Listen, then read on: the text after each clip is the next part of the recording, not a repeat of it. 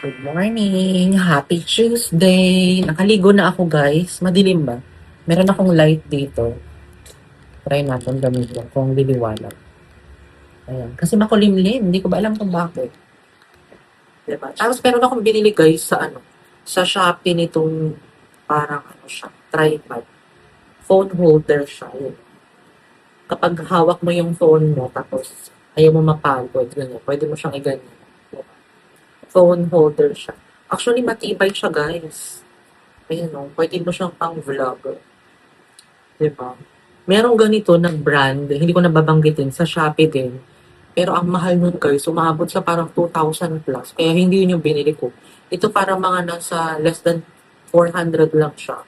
Binili ko siya kasi nga compact para kapag lumalabas ako, hindi ko dinadala tong tripod na mabigat. Itong ang tawag dito, TNW, kaya binili ko ito.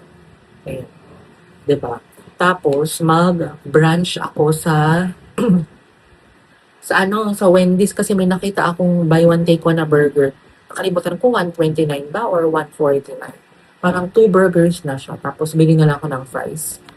And ito yung mga nilabahan ko kahapon, tuwalya at saka kumot. Since umuulan kahapon guys, hirap magpatuyo ng nilabahan. Pero everyday ako naglalaba from Monday to Thursday para Friday to Sunday, it's my day off sa paglalaba. Ang ginagawa ko noon, naglilinis ako ng banyo or whatsoever. And mag-skincare ako. Pero try ko nga ito, ilipat ko kayo dyan. Ilipat ko kayo dito, kalok. Ayan, nailipat ko kayo dyan. Tapos, ganito lang siya. Parang ito yung tripod, nakaganyan kayo. Tapos, nandito yung phone. Pakita ko na nga lang, wait. Nakaganyan, guys, oh. Hirap mag-explain, kaloka. Ito yung TNW na ginagamit ko dito sa bahay. Actually, super tibay nito, guys. Gamit na gamit ko siya. Yun nga lang, kapag nasa labas ako, parang paka-space siya sa table. Nakaganito kayo siya, oh. Kaya, yun. Tapos mag-skincare ako, guys. Habang nag-skincare ako is mag-share lang tayo ng mga life update. This is my life at 33, guys. Living alone at 33. Diba? Actually, before, kasi nga, diba? Today is June 2026. 10 years ago, I moved here sa Manila. So, ang ginawa ko is, magbe-bed space ako, di ba? Dito din, exactly, sa Bagong Ilog. Tsaka, kasama ko is mga, female bed space kasi yun. So, mga kasama ko talaga totoong babae kasi ayoko sa sa mga male bed spacer kasi nga nakakatakot, di ba? Tapos, uso yung mga discrimination, bullying. Sunscreen ko pala ito, guys. Brilliant Gel Sunscreen. Di ba? Going back, okay naman sa bed space, mura. Kasi nga parang magkano lang yung rent ko doon? 1.5 tapos 150 kapag may electric fan. Pero kapag may dala kang electric fan, hindi mo na kailangan magbayad ng 150 kasi nagre-rent ka ng electric fan for 150 pesos. Guys, kaloka. 'Di ba? Tapos, ngayon na 33 na ako, I decided to actually, 32 pa lang ako, I decided to move from our apartment sa Quezon City going here again sa Bagong Ilog. So, I am paying 10,000 per month dito sa apartment na to. Well, actually, hindi naman kapag mag-isa ka, masaya ka na, ganun, di ba? Masaya din kapag may kasama ka, pero dati kasi may kasama ako, iniisip mo pa yung lulutuin mo, yung i-share mo sa kanilang food. Kasi ganun ako eh. Kapag may kasama ako sa bahay, gusto ko nagluluto ako, syempre, para ma-share ko din yung food na kinakain ko. Pero ngayon, as I grow older, I am 33 years old, ito na yung buhay ko. Gusto ko na lang mag-rent ng apartment na ako lang mag-isa. Pero kung sakali may bibisita sa akin na for example, my sisters or, di ba, my nieces in the future, kung bibisitahin nila ako, or my boyfriend, okay. Pero ganito na talaga ang buhay, guys, kapag single ka, di ba? Kasi nga, may nabasa ako na kailangan, you need to live your life to the fullest, di ba? Hindi, siguro, okay din na may kasama ka sa bahay like your siblings, Pero parang hindi ko nakikita yung sarili ko na habang buhay ko silang makakasama, 'di ba? Siguro bibisitahin ko sila or bibisitahin nila ako or mag-meet kami somewhere, yun ang pwede, 'di ba? Pero yung makakasama mo kasi mabilis uminit ang ulo ko guys, sa totoo lang. Lalo na kapag may nakita akong mali or kalat or unorganized, uminit ang ulo ko. Well, may mga tao talagang gano'n, 'di ba? Lipstick lang ako nito, Maybelline New York, and patungan ko nitong Nivea. May mga gano'n talagang tao, guys. So, kailangan nating tanggapin and respect your space and boundaries. Kaya nga ako nag-uupa mag-isa para magawa ko yung gusto ko. Like, going to the mall, gumala ng gumala, kumain sa gusto kong kainan, ganun, diba? Bilihin yung mga gusto ko, diba? Sabi nga ni Miley Cyrus sa kanta niya, "This is my life, this is my rule." Tama ba yun? Basta i-search nyo na lang. Yun guys. Life at 33, living alone at 33. Pero hindi ko naman kino-close yung door ko na may makasama ka. Well, siguro yung boyfriend ko in the future, sana mag-close na yung distance namin, like magsama na kami sa isang bahay. Pero ako kasi guys, parang iniisip ko na lang parang mas maganda pala maging single kasi hawak mo yung oras mo, walang nangiistorbo sa'yo, ganun. 'Di ba? Yun lang guys. Kaya kayo kung gusto nyong mabuhay ng sarili nyong role is you need to live alone like me. Kasi for example, you have someone in your house like your parents, tapos gumala ka ng late, tapos hindi, syempre naghihintay yan, nag-aalala yan, di ba? So yun. Eh, ayoko pa naman yung may naghihintay sa akin, yung parang, oh, late ka na naman ako, bakit ganyan? Alam mo yung dagal-dalan ka. I'm sorry, I'm not, kasi ako madaldal din ako guys, ayoko din ng ganon. So, ayoko nang ginaganon din ako. Diba? So, yan. Ganun ako ng ganun. Kasi yung brace ko guys, tumatama sa lips ko, kaya masakit. Kaya kailangan kong i-maneuver yung teeth ko para, you know, hindi masakit sa gilagid at saka sa lips, tumatama. So yun guys, patuloy ko lang tong buhok ko and then mag-outfit check tayo later. Guys, medyo tuyo na tong buhok ko, kaya alis na tayo guys kasi baka maabutan pa tayo ng ulan. Tapos, galing ko itong Trader Joe's na bag na binigay ni mami ko. Para kapag may nabili ako, meron akong dalang malaking bag. Tapos, t-shirt lang ako na color white. Parang ngayon ko lang ulit ito na suot itong color white na t-shirt na nabili ko sa Vietnam. Uniqlo to eh. Ang liit kasi, parang kapag suot ko siya, naliliitan ako. Kaya sabi ko, papayat muna ako. Medyo pumayat naman na. Medyo pumayat na. And then itong pants, ayan. From Lovito sa Shopee. Kita niyo ba ako? Wait. Baka kasi mahulog yung phone ko. Nandyan kayo sa bintana. And then ito yung bago kong biniling salamin sa Shopee. Actually, nagpo-photochromic naman siya, pero hindi ganun kalakas. Pero carry bells na panggala, di ba? Meron akong vlog na separate net na na hinol ko to. Panoorin nyo na lang. Para mga nasa 3-minute vlog lang. So, yun. Alis na tayo, guys. Yan na, kumukulimlim na. Kaloka. Nagpabango pala ako nito, guys, ng Bath and Body Works Your Cheeky. Last year pa ito, June din. Binigay ito ng CC Arlene ko sa sa Natagatondo. Go 1 year na siya, Kunti na lang din. Mga 1/4 na lang siya. Thank you, sis. Baka naman. Patayin ko lang itong electric pan. Tanggalin natin sa saksak. Alam niya na. Uso ang sunog ngayon. And then itong exhaust fan. Wala pa rin yung tubig ko, Guys, yung Wendy's pala na sinasabi ko sa inyo, dito yan sa Greenfields. Tapat siya ng ng teleperformance site. Parang dito kami dati di-dinner. Yung dati nag-work pa ako sa teleperformance. Anywho, may dog, ang cute, Hi! Hi! Cute niya. Siya pwede. Hindi pwede yung dog sa sa loob ng Starbucks kayo. Yung mga nag-Starbucks, iniwan nila yung mga dog nila sa labas. Buti na lang merong, ano tawag dito, talian ng dog. Kapag gabi, madaming nakatambay dito. Pero ngayon tiyan nyo, malinis. Ay, parang masarap ito. Boss Bistro. Ay, Boss Coffee pala ito. Hello. Madami din ditong kainan. Ayan o. Ay, ito yung famous bread. Yung meron silang keto bread. Tingnan nga natin. Ang feeling ko meron silang keto bread. Ah, ito o. $2.99.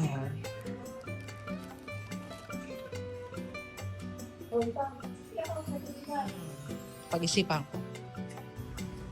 Guys, yun yung sinasabi ko sa inyo, oh, 2 for 129. Kain tayo, guys. Nag-order ako ng, chicken Caesar salad. Naka-order na ako. Wait.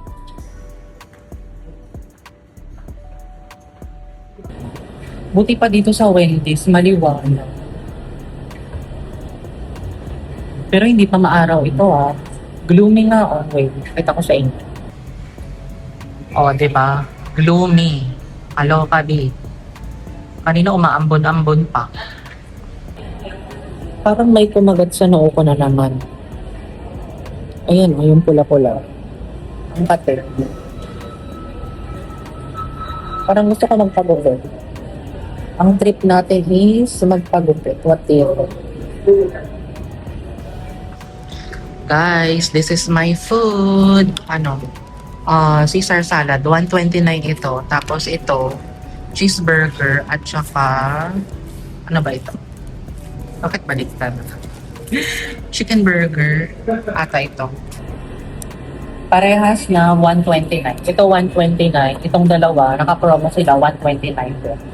Tapos may free water. Pero parang hindi worth it yung nila. Caesar salad. Chicken Caesar salad. Kain tayo, guys.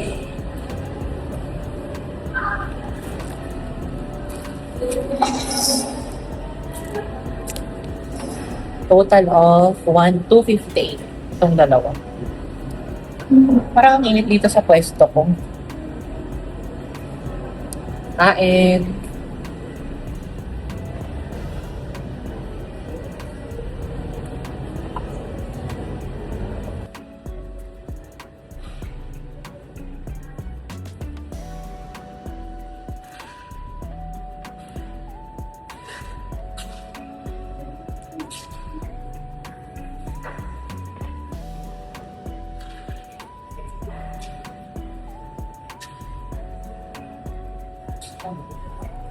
Tab na ako, naulit ko.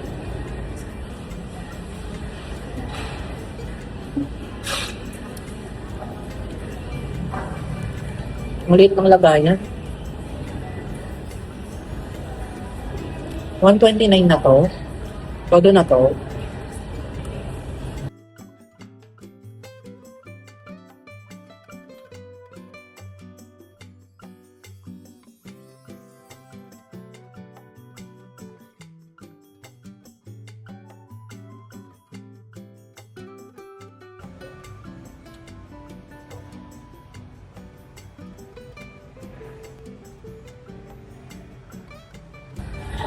Ano ang uunahin ito?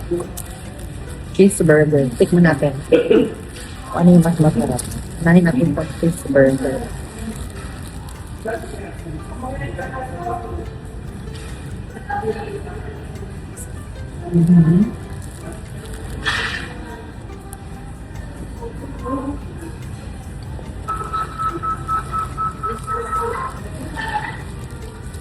Ito chicken burger. Ay, shrimp. Shrimp burger.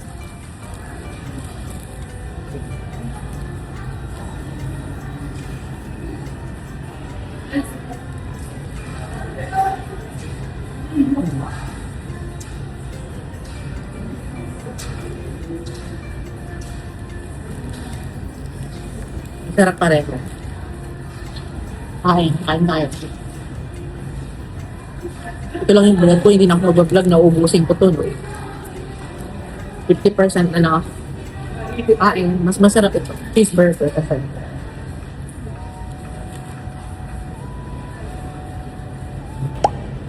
Guys, tapos na akong kumain. And masarap yung cheeseburger nila, tsaka yung shrimp burger. So far, so good. For 129 pesos, sulit na, di ba? Pero sa susunod, hindi na ako mag-order nung Caesar salad. Hindi siya worth it. Pero para sa mga gustong kumain ng konting vegetable, pwede sa inyo yan. Pero 129 siya. Diba? So yun guys. Di pa naman ako mag-grocery. Mag-grocery ako sa June 4 pa. June 2 pa lang ngayon eh. Mag-grocery ako June 4 sa Thursday.